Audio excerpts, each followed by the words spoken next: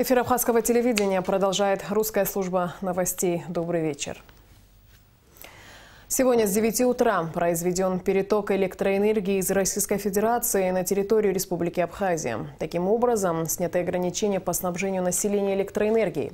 О том, как и на какой срок будет осуществляться переток электроэнергии, в интервью Абхазскому телевидению рассказал премьер-министр Валерий Бганба.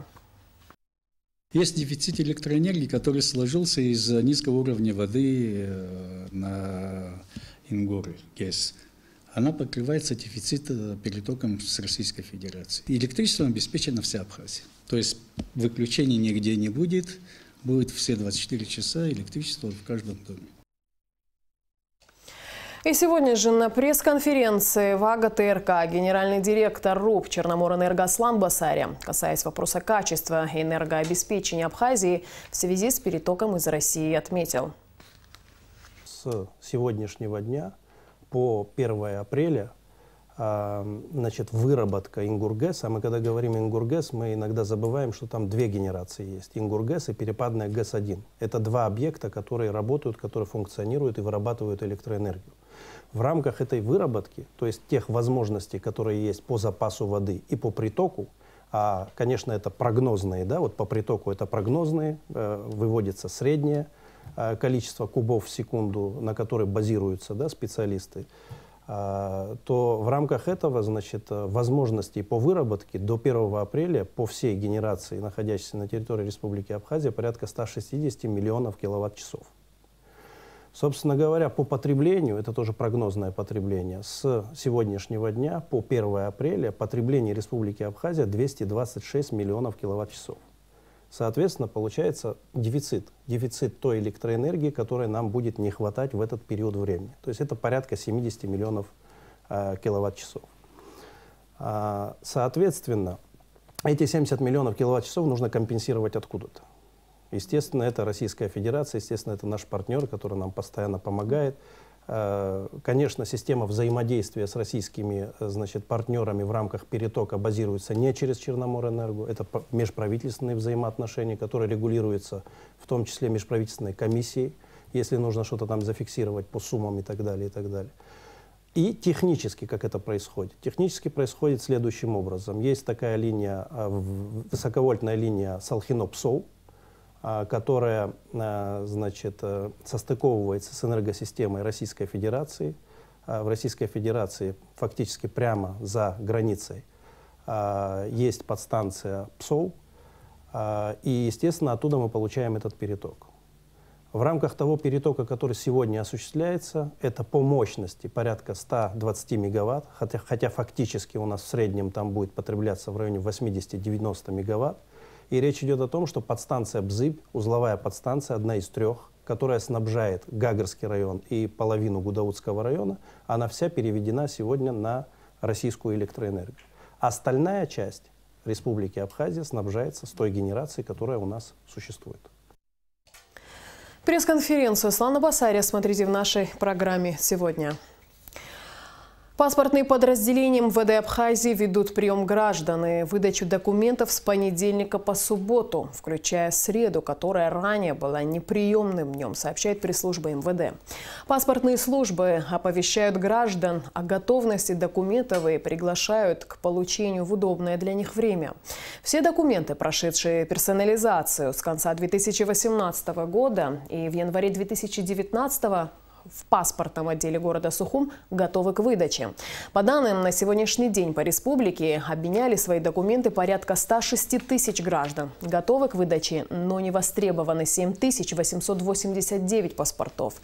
Приняты заявления на обмен общегражданского паспорта и находятся в обработке 5027 пакетов документов. С контактными данными паспортных служб МВД можно ознакомиться на странице официального сайта ведомства.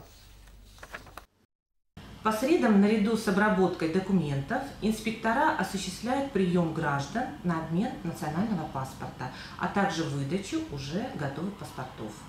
На сегодняшний день по городу Сухум готово к выдаче 1347 паспортов, по новому району 733 паспорта.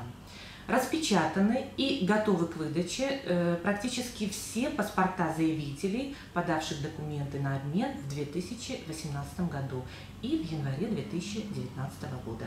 Граждане, подавшие документы на обмен паспорта в указанный период времени, могут явиться в паспортный отдел города и получить готовый паспорт. Сотрудники паспортного отдела осуществляют трудовую деятельность ежедневно с 9 до 18 часов, а в субботний день с 9 до 14 часов. Сегодня министр внутренних дел Абхазии Гари Аршпа провел совещание с сотрудниками центрального аппарата УГАИ МВД Республики. Как подчеркнул министр, все водители, не соблюдающие правила дорожного движения, допускающие управление автотранспортными средствами в нетрезвом состоянии или с превышением скоростного режима, строго должны привлекаться к ответственности в установленном законом порядке. На совещании также обсуждались вопросы наращивания технической базы обеспечения деятельности госавтоинспекции, анализ результатов данных с комплексом фото- и видеофиксации, регулирование парковочной системы в городских зонах и необходимость организации штрафстоянки на территории республики и другие вопросы. Гари Аршпа подчеркнул, что усилив работу ГАИ по предупреждению, выявлению правонарушений, совместно с общественностью и СМИ можно повлиять на дорожную ситуацию и избежать человеческих жертв. Об этом сообщает пресс-служба МВД Абхазии. 27 февраля исполнилось 100 лет со дня выхода первого номера первой абхазской газеты «Апсна». Президент Рауль Хаджимба поздравил сотрудников СМИ со столетием газеты «Апсна» и Днем национальной печати и СМИ Республики Абхазия. Сегодня абхазская журналистика по-прежнему находится на передовых позициях строительства независимого государства, защиты прав граждан республики. Ценный и уникальный творческий опыт видных представителей СМИ является хорошим подспорьем для новой плеяды журналистов. Мы придавали и будем придавать первостепенное значение свободе слова, праву каждого гражданина на волеизъявление, считая эти принципы демократической основой строительства правового государства, отмечается в частности в поздравлении президента. Журналистов Абхазии с профессиональным праздником также поздравили премьер-министр Валерий Бганба и спикер парламента Валерий Кварчия. Сегодня же президент принял главного редактора газеты «Апсна» Энвера Ажиба. Рауль Хаджимба поздравил его со столетием, со дня основания газеты «Апсна». Это знаменательная дата для нашего государства. Основателем газеты был наш великий поэт, писатель Дмитрий Гулия. На ее страницах рассказывалось о культуре, экономике, политических событиях. О публикациях газеты «Апсна» поднимались многие злободневные вопросы в период национально-освободительного движения, отметил президент. Энвер Ажиба поблагодарил Рауля Хаджимба за теплый прием. Сегодня действительно важный день всех средств массовой информации и для всего народа. Нам и в дальнейшем предстоит серьезная работа. Мы чувствуем вашу поддержку, отметил Энвер Ажиба. Президент пожелал коллективу газеты новых творческих успехов. Газета «Апсна» также оказана финансовая помощь на приобретение необходимой компьютерной техники. День всех СМИ Республики Абхазия начал отмечаться 27 февраля с этого года. Раньше это был День печатных СМИ. Абхазская журналистика имеет давнюю историю, начиная с выхода первой газеты «Апсна» в 1919 году. В нашей стране сегодня есть не только телевидение, радио, печатные издания, но и множество электронных информационных агентств. Всех их объединяет одно – донести информацию до каждого жителя республики. Вот уже 100 лет выходит газета «Апсна» на родном абхазском языке. Начала издаваться она в сложный и драматичный период истории Абхазии – господства грузинского меньшевистского правительства. Издание газеты стало возможным благодаря усилиям группы абхазской интеллигенции, членов Народного совета Абхазии Самсона Чанба, Михаила Цагурия, Алания и Ивана Маргания, потребовавших от меньшевистского правительства периодического печатного органа на абхазском языке. Первым редактором газеты стал Дмитрий Гулия. Именно эта дата, 27 февраля, день выхода первой абхазской газеты, с этого года постановлением парламента стал отмечаться как профессиональный праздник работников всех СМИ Абхазии. Журналистский цех – это тот цех и та работа, которая требует повышенного внимания, в первую очередь, к слову. Слово можно поднять, опустить. и рассказать хорошее и плохое. И хочу поздравить всех журналистов республики нашей, чем бы он ни занимался, в газете, в любом каком издании он работал, легкого пера, вот, хороших тем, нужных тем. И самое главное, писать нужно и о проблемах тоже. Одно пожелание для всех журналистов, в какой бы он сфере ни работал, в частном или в свободной прессе, девиз должен быть один: работаем на страну и народ. Только правда выводит на правильную дорогу. А работа журналиста – донести эту правду до зрителя и читателя. Работа журналиста – это ежедневный кропотливый труд. Объективное освещение событий и тенденций во всех сферах жизнедеятельности государства играет важную роль. То, как мы преподнесем то, что происходит вокруг, насколько достоверно, насколько непредвзято, зависит и ситуация в нашей республике, тем более в небольшой республике, где любая неверная информация, любая сплетня, она может вызвать какую-то негативную реакцию. Поэтому я считаю, что журналист, любой журналист, и тем более абхазский журналист, должен в первую очередь быть непредвзятым, быть справедливым и, насколько это возможно, точно донести информацию о ситуации в стране до потребителя, до людей, до общества. Средства массовой информации – это не только газеты и телевидение. Сегодня в нашей стране большое количество информационных агентств и радио, часть из которых ведут свою работу в интернет-пространстве. Но всех их объединяет одно – любовь к профессии. Надо расти молодым журналистам для того, чтобы суметь ответить на запросы своих читателей. Если ты не читал целую неделю, то ты потерял в жизни месяц. Если не читал, не знакомился ни с чем новым месяц, ты потерял год. А если ты ничем новым не знакомился в течение года, ты потерял жизнь. Так вот, я думаю, что нам нужно всем не довольствоваться тем, что мы думаем, что мы знаем, а больше учиться. Традиционно это желаю творческих успехов, удач. Но, наверное, еще надо пожелать хорошего поиска, потому что без читателя нашего можно заинтересовать интересным сюжетом. А сюжетов вокруг нас, правда, очень много. Несмотря на праздничный день, работники средств массовой информации страны все так же неустанно трудятся, чтобы оперативно донести достоверную информацию жителям нашей страны. Сегодня в Сухуме состоялся первый съезд новой республиканской общественной организации «Голос народа». Организация объединила 30 человек. В основном это молодые люди, неравнодушные к проблемам Абхазии, которые волнуют все общество. Объединиться и встать на защиту экологии, культуры и прав человека – главная цель и задача нового движения.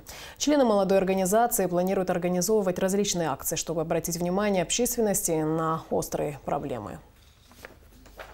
Наше движение является народным и преследует лишь те цели, которые сегодня общество ставит перед собой. Конечная цель одна – это процветающая Апсны и благосостояние ее жителей.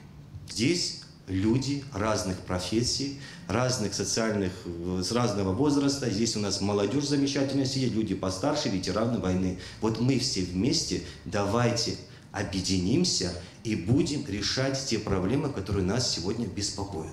Еще раз хочу подчеркнуть, за нашей организацией никто не стоит. Сегодня наш маленький шаг, такой маленький шаг в общество, да, мы сегодня хотим заявить о себе. Я думаю, что это нормальный процесс. Я хочу, чтобы люди нас услышали, что поняли нас всех. Одно могу сказать точно. Голос народа, голос простых людей обязательно будет услышан. При финансовой поддержке компании «Аквафон» Сухумская городская клиническая больница приобрела 2 новых офтальмологических аппарата.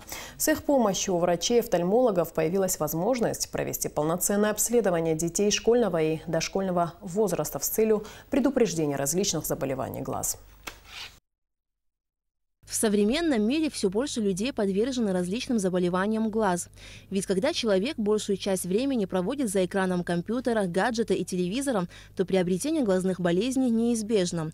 Причем ими страдают не только взрослые, но и дети дошкольного и школьного возрастов. 2 офтальмологических аппарата «Конвергенс Тренер» и «Амблия Тренер», приобретенные при финансовой поддержке компании «Аквафон», позволяют проводить физиотерапевтические процедуры детям и подросткам, страдающим рефракционными заболеваниями глаз. Рефракционные заболевания глаз – это заболевания, такие как близорукость, то есть миопия, это гиперметропия, это спазм аккомодации, амблиопия. Это те заболевания, которые снижают зрение у детей. Ввиду того, что в последнее время повысилось количество пациентов среди дошкольного и школьного возраста, есть необходимость в этих аппаратах. Для каждого пациента врач составляет отдельную программу лечения, предполагающую чередование сеансов на нескольких аппаратах. Время работы с каждым аппаратом от 10 до 15 минут. И методы лечения также разные – светоимпульсная и магнитная терапия, электростимуляция и даже специальные компьютерные игры. Стоит отметить, что новыми офтальмологическими аппаратами лечат не только детей. Их также применяют при лечении воспаления глаз у взрослых. Как заходишь, забываешь, что ты болен, так тебя здесь принимают, вокруг тебя тут бегают и всегда улыбаются, все, настроение поднимается. Я забываю, например, что у меня тут проблемы с глазами или что, сразу все уходит. Вот благодарность таким врачам. Компания «Аквафон» не в первый раз оказывает поддержку офтальмологическому кабинету Сухумской городской клинической больницы. Еще в прошлом году также при материальной поддержке компании был приобретен компьютерный периметр, который помогает определить периферическое зрение пациентов. У компании «Аквафон» есть понимание того, что здоровье нации – это не только залог успешного развития страны, но и нужные, необходимые условия для ее экономического и социального развития. Компания «Аквафон» в 2018 году откликнулась на письмо общественной организации «Медицина 21 век» с просьбой оказать содействие в приобретении 2 аппаратов для офтальмологического кабинета на базе Сухумской городской клинической больницы. И в связи с этим компания «Аквафон» выделила 100 000 рублей на приобретение этих 2 аппаратов. И уже сегодня десятки детей школьного и дошкольного возрастов имеют возможность пройти высококачественное полноценное обследование. Благотворительность является важным направлением деятельности компании «Аквафон». Организация намерена и дальше оказывать поддержку медицинским учреждениям Абхазии. Аля Катрапш, Алексей Гухава, Абхазское телевидение.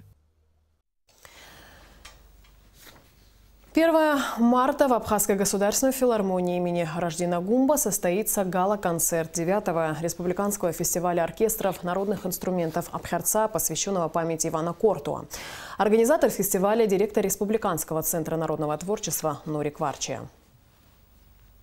В нашем фестивале принимали участие много коллективов из-за предела Абхазии, в частности из Кабардино-Балкарии, ансамбль «Бза-Бза», из Адыгеи, группа Замудина Гучева.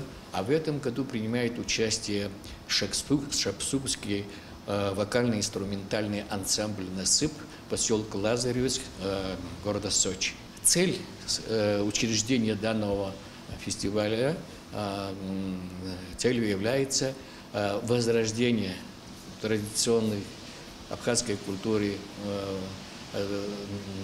народных инструментов, приобщение молодежи именно к этой культуре, к инструментальной музыке. Очень хочется, чтобы молодежь посетила наш фестиваль, потому что молодежь является продолжателем нашей культуры и искусства. Они должны приобщиться к нашей культуре прежде всего. Не увидев народный инструмент, не услышав его звучание, его полюбить невозможно. Приглашаем 1 марта в 18:30 в Абхазскую государственную филармонию. И в конце выпуска традиционно о погоде. По сообщению Гидромедцентра, завтра в Абхазии ожидается облачная с прояснениями погода. Ночью и утром дождь, местами дождь со снегом. Днем преимущественно без осадков, возможен туман.